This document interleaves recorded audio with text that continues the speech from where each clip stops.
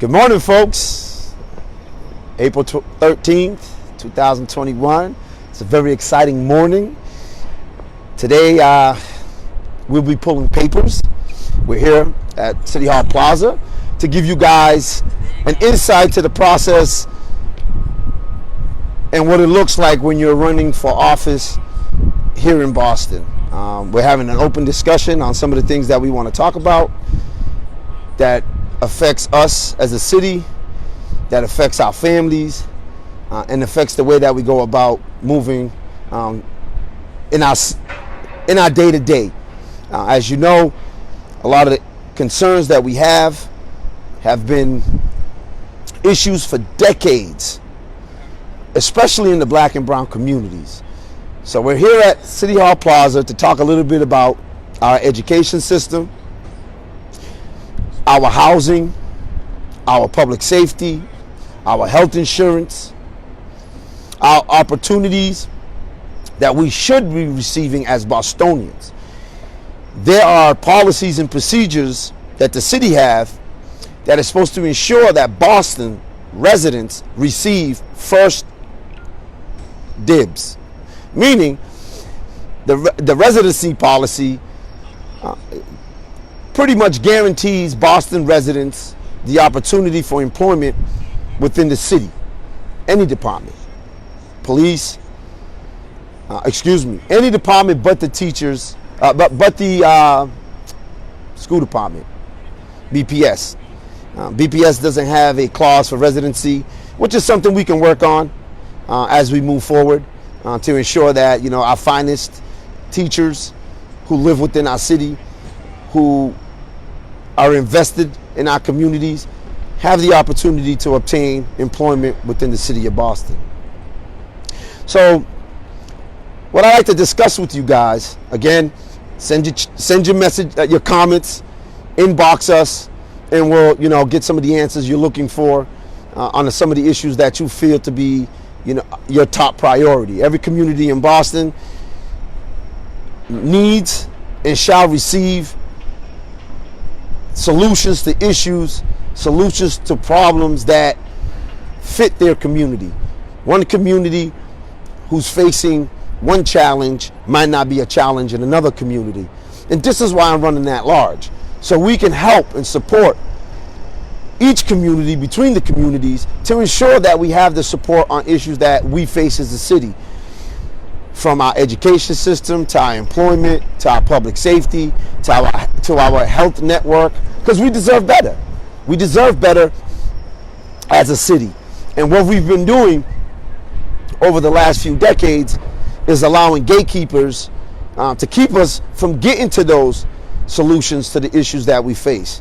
I want to be one of those individuals who pushes the envelope, who breaks down the barriers, who cuts the red tape, so we can get the answers and the solutions we need versus the hamster on the wheel effect that we've been facing for years, decades, generations. So today we're here at City Hall Plaza, and for folks that don't know, there's a huge construction project going on behind us. I'm actually going to kind of tilt towards it so we can talk a little bit about the site itself.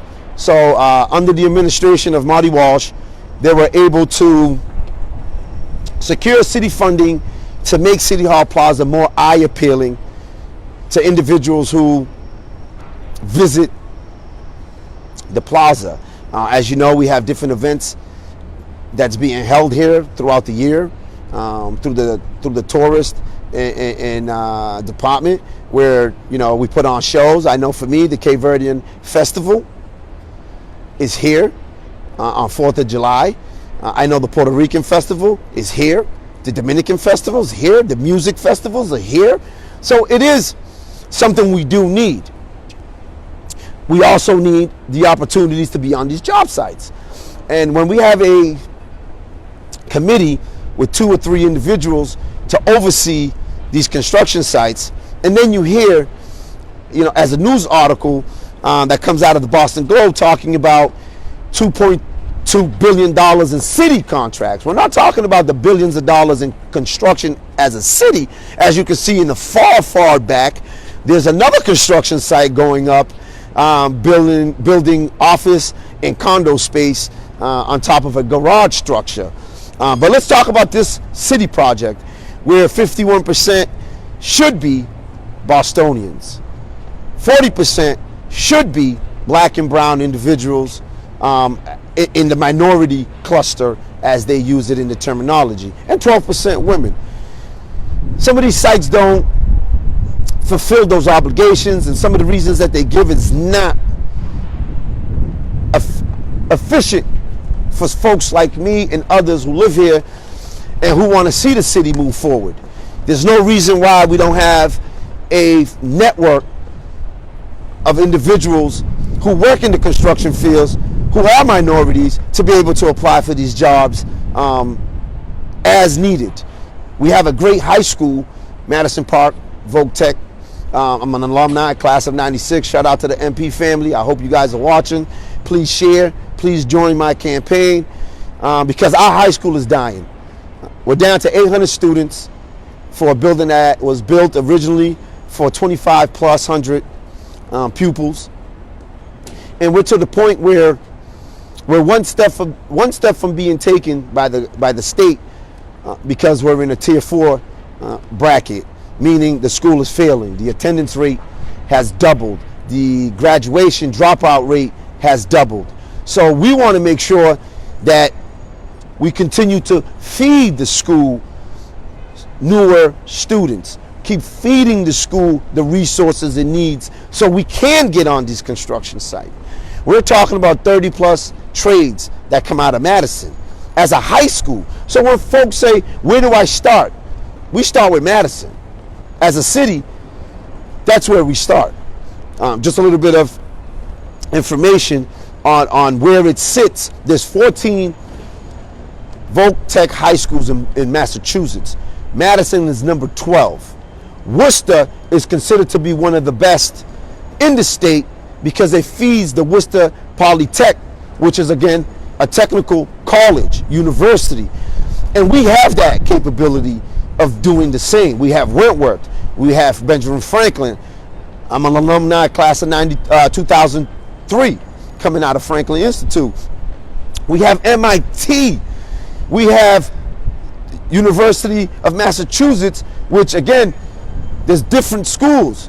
We have Boston, Dartmouth, that we can feed, Amherst, that we can feed students who come out of Madison to these different state universities.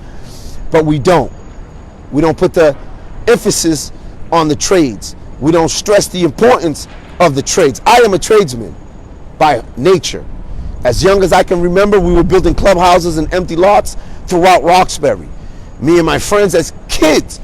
Children are natural at building. This is what we do with Legos.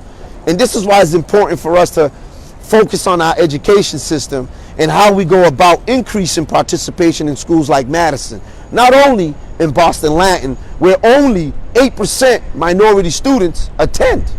Meanwhile, on the construction site, we have 99% white, 1% blacks. And that's not fair. That's not equitable. We need to change the way that we go about doing some of these things. Some more information for you. Currently, there is a lawsuit that a group of parents here in Boston have filed against BPS because of the enrollment process. For folks that don't know, the enrollment process was changed. It's going to work off a GPA and zip code, meaning more minority students who perform at a GPA level and are able to obtain letters of recommendations, some support from their teachers, will be able to obtain a seat at one of the most prestigious schools in the state.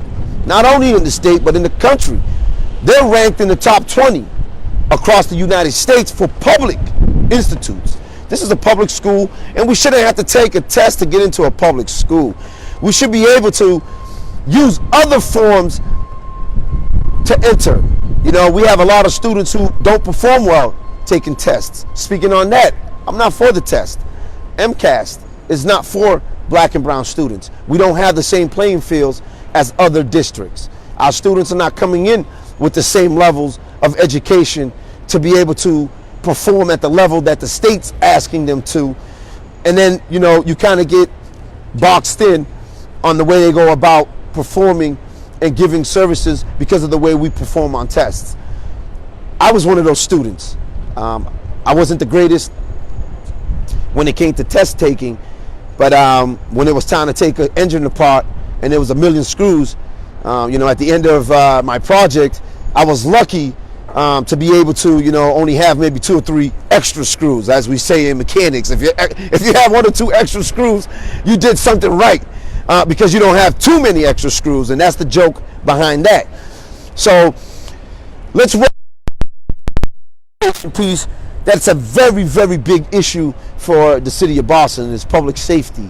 That it's an umbrella that covers like so many different pieces of what goes on in our city. My condolences to Mrs. Brown and her family. She's a pillar in the Bowdoin area. She's been there for decades.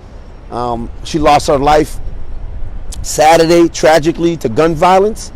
Gun violence plagues the city of Boston as a whole, not just confined to a certain area. And that was always the conversation that I would hear from folks as I roamed the city was, oh, that's a Dorchester, Roxbury issue, Mattapan issue. That doesn't really pertain to us. But as a city, it does. Anything that affects one community affects the city as a whole.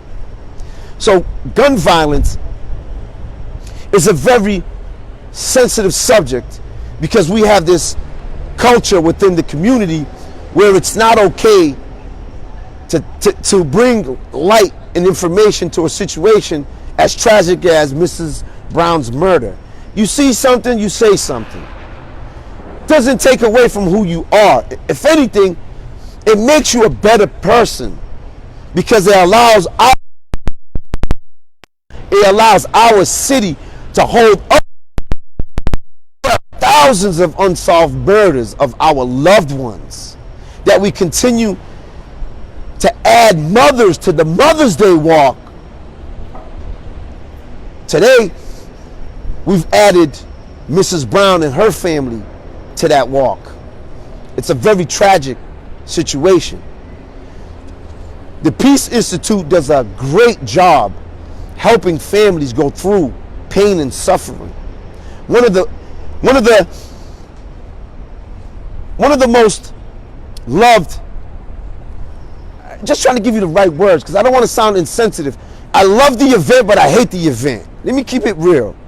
I love it because we're supporting families in need during their mourning as they continue to mourn years later. But then at the same time, we're adding mothers to this event. So it hurts. It's a double-edged sword. We're giving and taking at the same time. And for me, events like that need to be held at a high standards because it helps the community, but at the same time, we as a community, we're adding mothers to that situation. So again, gun violence and how we go about helping our city move between generations and how we go about changing the norm, changing the narrative, is by increasing the resources to our youngest population, which is our children, and goes back to education.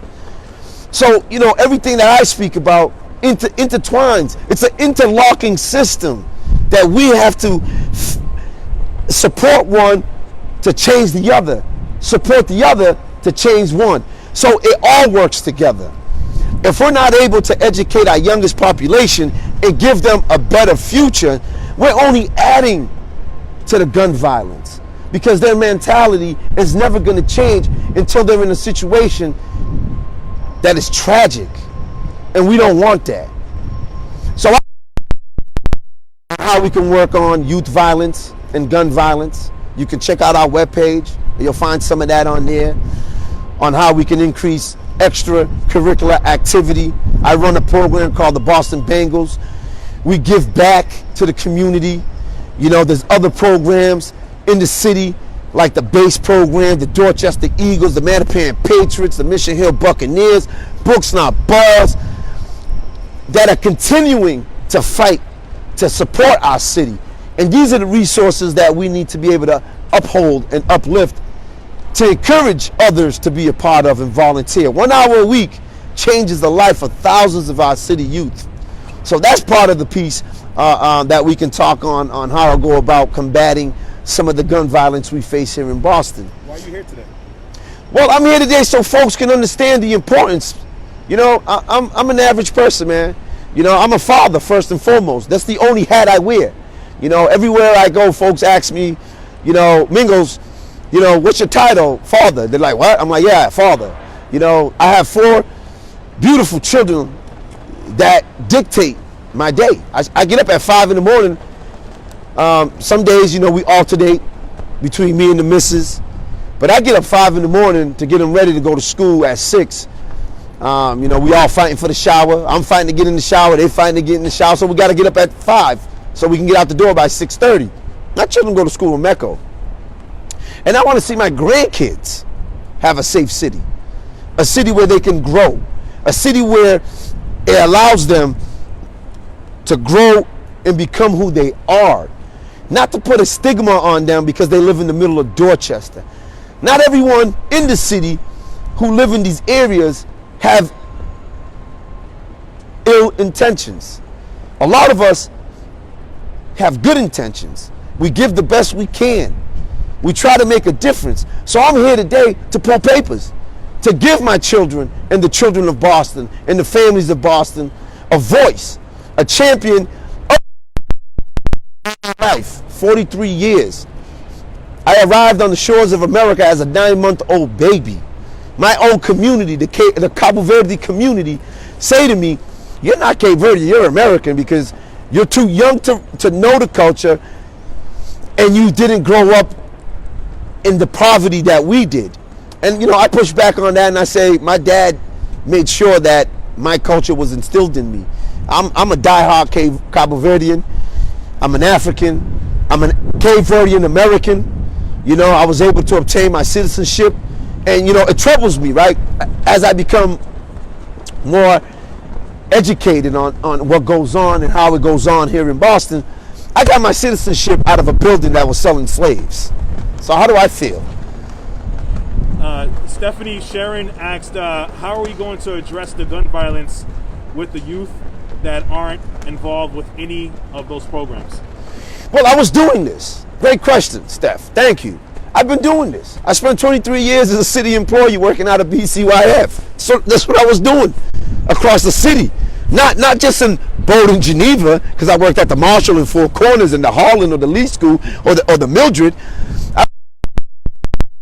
I was doing different programs, from infant CPR to certifying summer staffs on first aid and CPR to make sure our summer camps was able to, you know, receive the proper documentations to run these programs.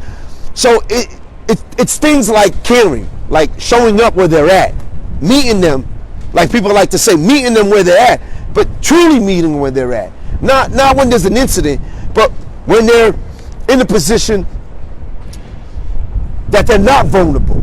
We tend to show up, you know, after someone gets killed and people are vulnerable. Their feelings are and emotions are running rampage, you know. How about coming to see them on a Monday where they're looking for a job, they're looking for support, they're asking for help. The community is asking for help, but then we're not being heard. So we go back to how we run our city departments. We have all the resources inside BCYF to be able to capture these individuals. We don't need street workers to show up to a murder scene. We need street workers to work in a high school after we identify folks who are having some issues, not only with their academics, but their home life, who might path because of the things that they're going through. You know, for me at Madison, there was a lot of gangs in the school, but I never knew there were gangs. There was just dudes I went to school with. And as I got to know some of their concerns, I started realizing we all the same. But the way we go about dealing with it was different. So we need to make sure that we identify our youngest before they become a part of that community. So then we can turn around and give them all the resources they need that we already have. Damani Roman asked, speak more on the lack of low-income housing in Boston. Well, you know, great question, Damani Roman. The Aid comes out of Fields Corner, and they have a truly 100% low-income building going up on the corner of Topliff and Bowdoin. That building is going to serve 41 families because it's being built for families. It's not 1 and 2 bedroom condos. It's being built for families, 3 bedrooms, 4 bedrooms, 5 bedrooms, for families. So again, the IDP, if folks don't know, is 12%. And what that means is for every structure that's being built, 12% of that construction is required to have low income units. And if you have, we talk about the dot block construction project on the corner of Hancock and Dorchester Ave. Some folks like to say Freeport and Dorchester Ave, but it's right in that triangle. 500 units. 12% of that is supposed to be low income. But again, what they're working off of is the AMI. For folks that don't know what that is, it's the base of what the net work of what people are making. So you're talking about $68,000 for the AMI because they're using numbers from towns like Wellesley, Newton, Brookline, Milton, Quincy to pretty much set a level of what people should be making when we live in areas where folks are not making $30,000. $33,000 is the average for someone making $15 an hour. And you know, minimum wage here in Boston is $12.50. I would like to see the city put an ordinance to bring it to $15 an hour today, because they did it. I'm giggling because other cities are doing it, and Boston doesn't want to pick up suit. They did it in Seattle, Washington, years ago in 2009. The minimum wage in Seattle was $15. We can do it here. The law requires developers not to build off-site, and that's another thing they do. They'll take a project, take their 12% and put it off-site. So this is why you see a lot of buildings in Dorchester, Roxbury, Mattapan being bought by developers, and that's where they stick in their 12% because they're trying to keep us out of these luxury buildings. Okay, so KK DaRosa, I think this is all your family, brother. Oh, listen, they're watching. When you get into office, what programs are you getting to create? What are you going to create to include to keep the youth active? Don't need to create. It's already there. We have a whole department called Boston Centers for Youth and Families. This specific department means a lot to me. I was that youth that was getting in trouble. I was that youth that needed guidance. I was that youth looking for opportunities. So a little story behind me, right? So I started swimming in the Mason pool when I was as young as I can remember. I learned to physically swim as an 8-year-old. One of my OGs, like we like to call her, one of the older fellas in the neighborhood, threw me in the pool. Swim. He didn't let me drown. He was building my confidence. It was the wrong way to build it, but it was a great stepping stone for me to learn. So as an 8-year-old, I learned how to swim. By the time I was 12, I was on the swim team out of this same pool, me and my friends in the neighborhood. By the time I turned 16, I was a lifeguard. I was trained by the same guy that trained me as a swim team member. I can swim all 4 strokes. I can do the IM for folks that don't know what that means. Butterfly, breaststroke, backstroke, freestyle, elementary backstroke, front crawl. Like, I grew into an instructor for the Red Cross. I obtained my LGI, my WSI, my CPO, my first responder instructor card to be able to teach others first aid and CPR. And these programs exist today. But who knows about them? Who's advocating for them? Who's pushing for them? Who's making sure that we continue to provide those services? We have 24 pools in Boston. We have about majority, there's a few in our high schools, and then we have freestanding pools. There's a system within BCYF that advocates for swimming.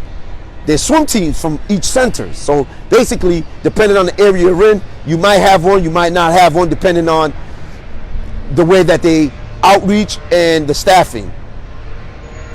That network of pools now brings in 24 different swim teams who now feed our high school swim teams.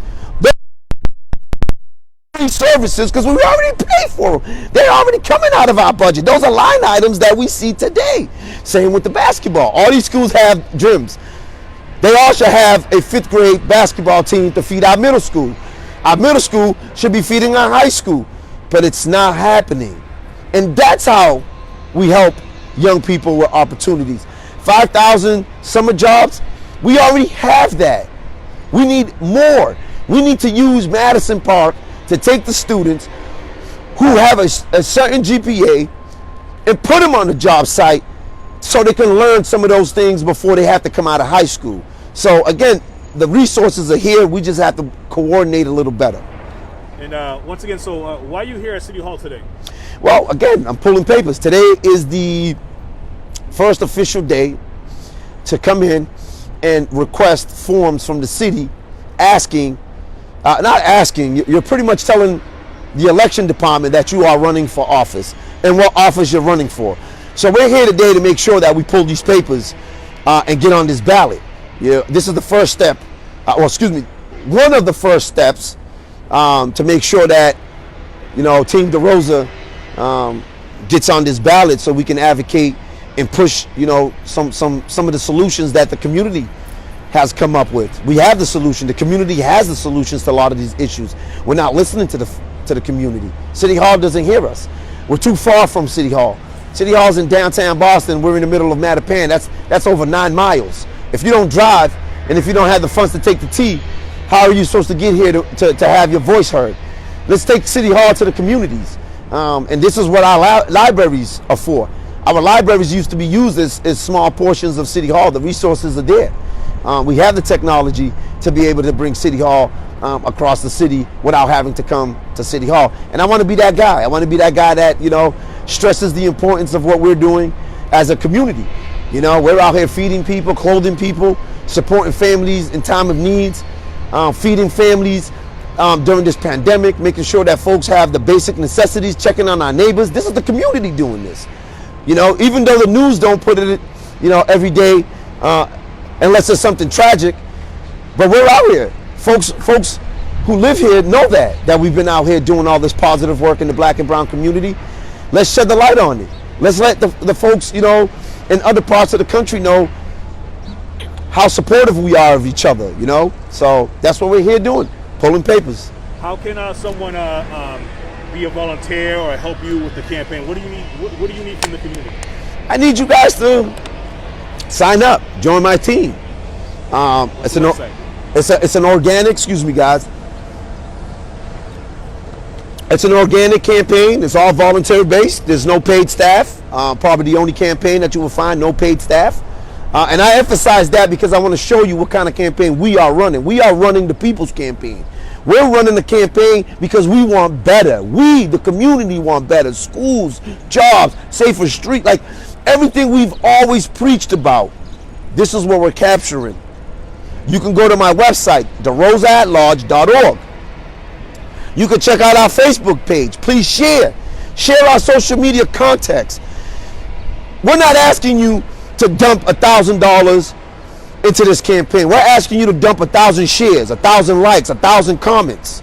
That goes further in today than anything else, because we can share the information quicker than we can raise the money. Me as a black man, my family's network is $8. Here today in Boston, where we have billions of dollars in construction, where there's all Bostonians, 51%, this is a job policy, 51% Bostonians, 40% black and brown minorities, and 12% women. You walk on a construction site, there's 99% outside employees. You might find 1 or 2 Bostonians. You might find 1 or 2 vehicles from Massachusetts. You're going to find a lot of these things from outside the city, from other groups, coming from New Hampshire, Connecticut, Rhode Island. And you see this. We see this as we drive around the city. So this is why I'm asking my city, my community to help me, help us. This is a campaign for us because we need the change. We are the change and we deserve better. We deserve better. We can't continue to allow folks in positions to tell us we don't fit in their room. We don't fit their conversation. We don't have the background. I graduated from Franklin Institute. I paid my tuition. I worked my butt off and worked a full-time job while raising my family to make sure that my children see a better day. Not only my children, but the children around that grew up, the families that I was a part of across the city of Boston. I've worked with here.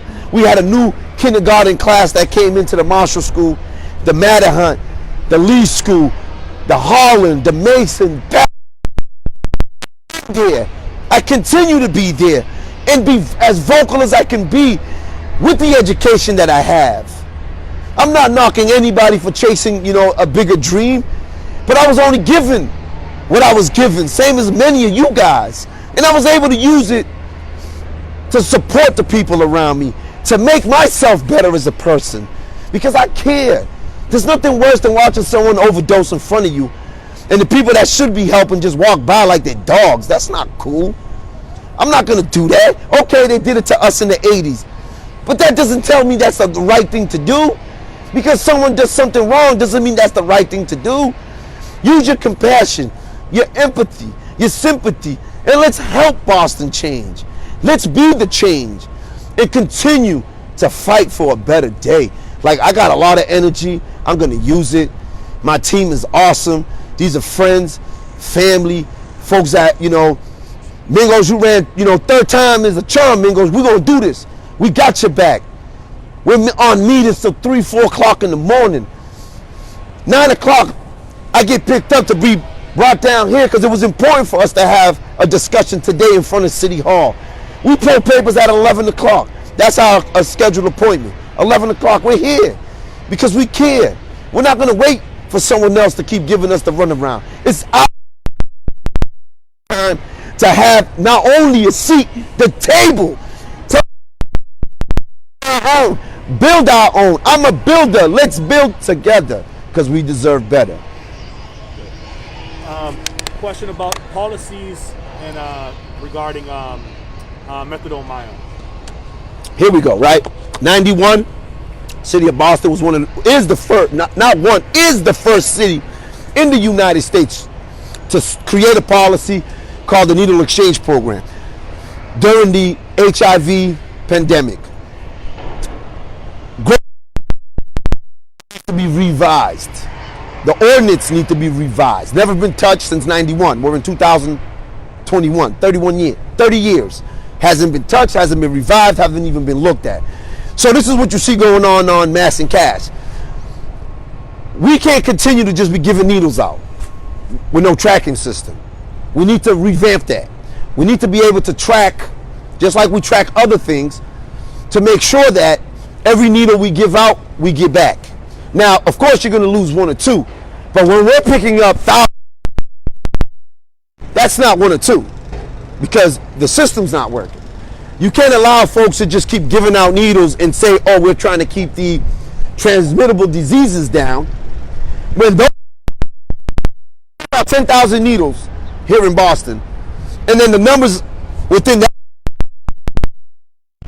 transmittable diseases, we're talking about HIV, hepatitis, the moving numbers. But no, they want to talk about how many needles we give out. Folks like me, folks in the South End Roxbury Community Partnership, we're not getting those answers because if those numbers are provided, those raw data is provided, it changes. Because now we have the information we need to give it.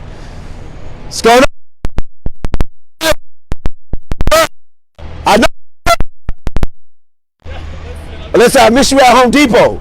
No. You're not coming back. I don't like it. You don't like. Look, anywhere. It doesn't matter. Youngsters. I met him at Home Depot. We have all these great conversations, and he told me he was looking for better opportunities. I told him what to do. He applied for a position here at City Hall. He has a background in maintenance, and he's able to get on the maintenance team down here at City Hall to keep the plaza clean and keep the area looking good. And this is what I'm talking about. Sharing information. Sharing basic information so people can empower themselves. But when you don't find out about what's going on till the day of, when you're busy in meetings, for a meeting, and 10 years go by, and the situation becomes what it is today on mass and cash, is why we have to change some of the policies and procedures that we're looking to do.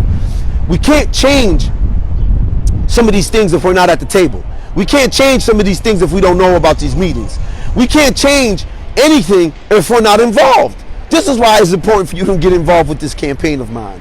Because it's for us. It's not me, my staff, my team, my crew, right? No, it's us. Because we're working together. 5 fingers on one hand, 10 fingers on 2 hands. Together you can hold hands, right? This is what we're doing.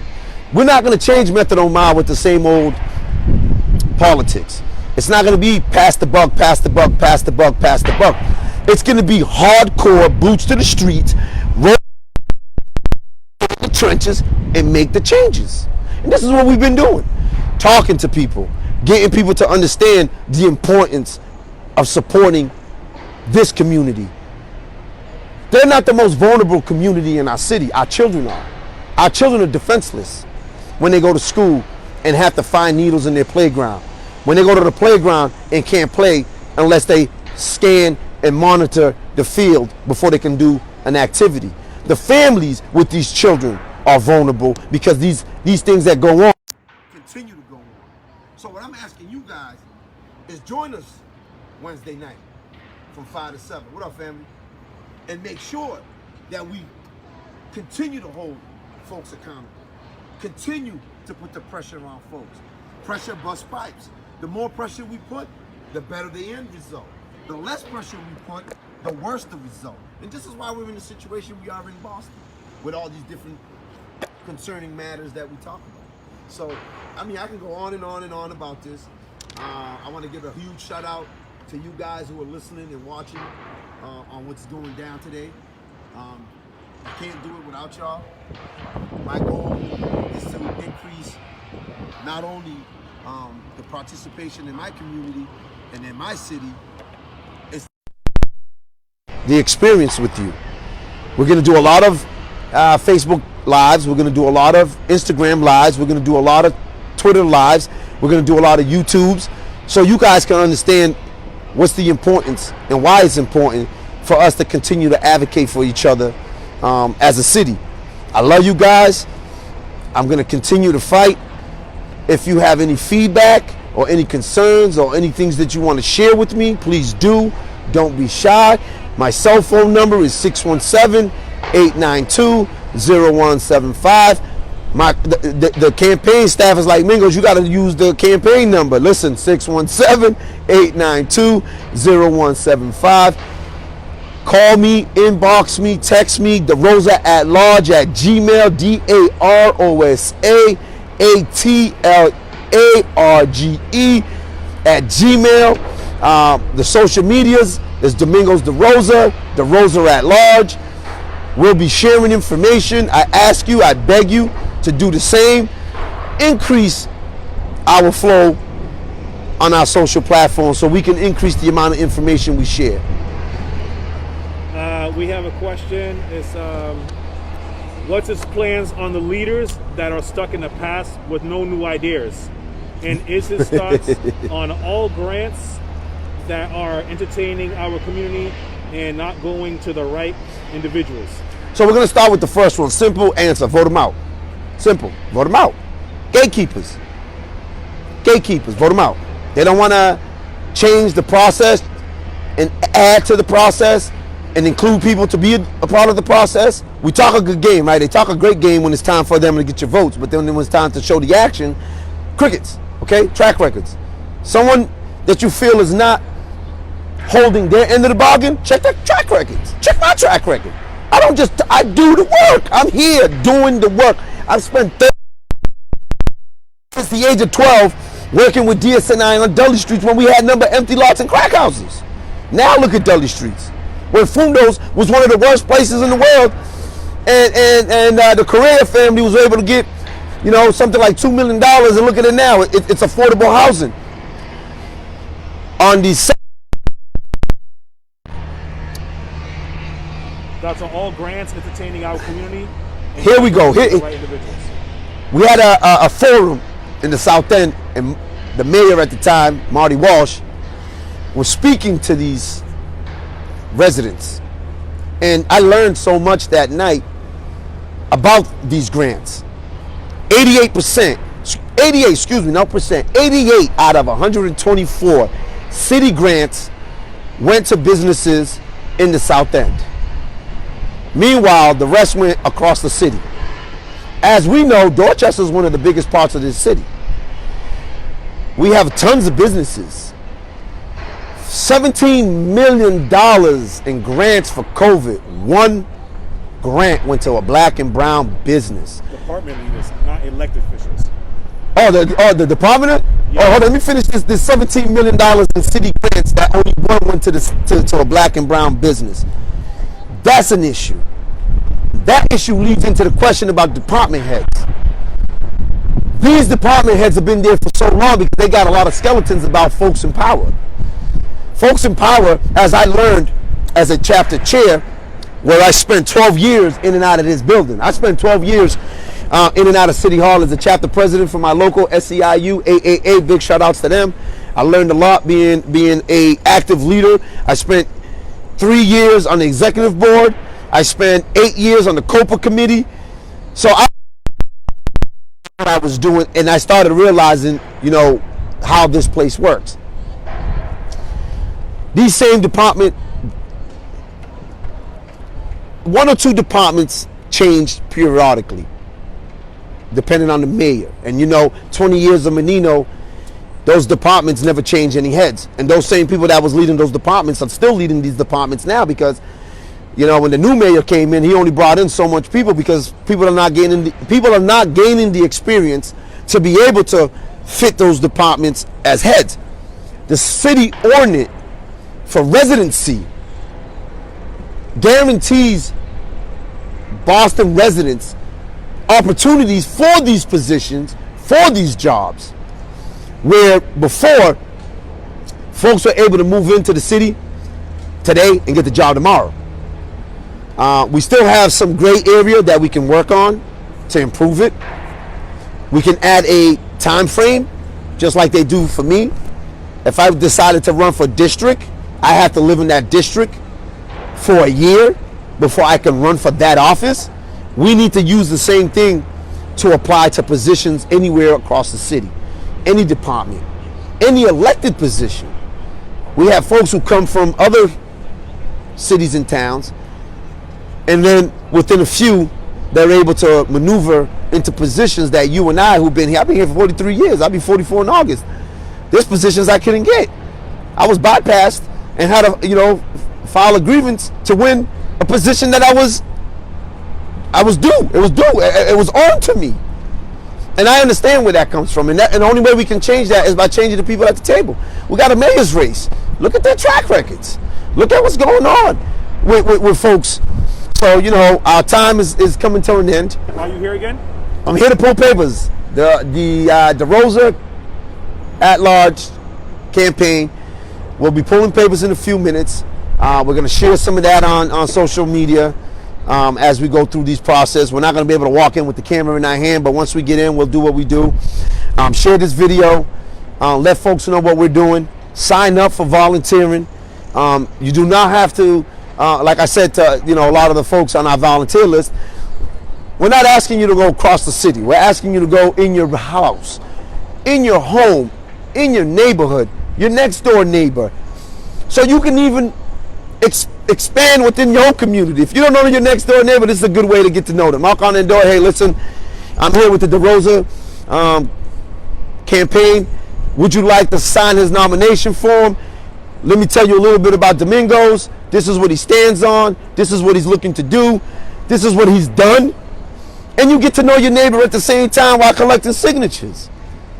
And this is what makes this campaign unique, what makes it organic.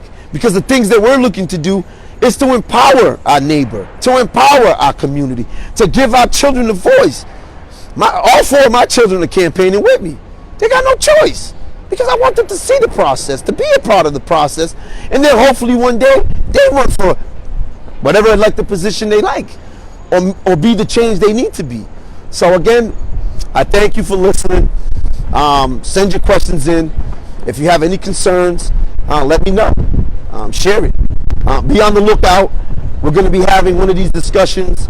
We're looking to do them weekly at the same time, so folks out there can hear it. We're going to do it on Facebook, Instagram, Twitter, YouTube. Check out our YouTube page. We got longer context in there that you can see on things that I've already worked on, things that we continue to work on.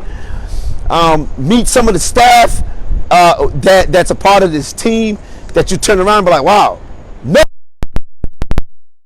experience. Some of us got like little to none, but we're willing to learn to be the change because we deserve better. Thank you guys. I appreciate y'all. I love you.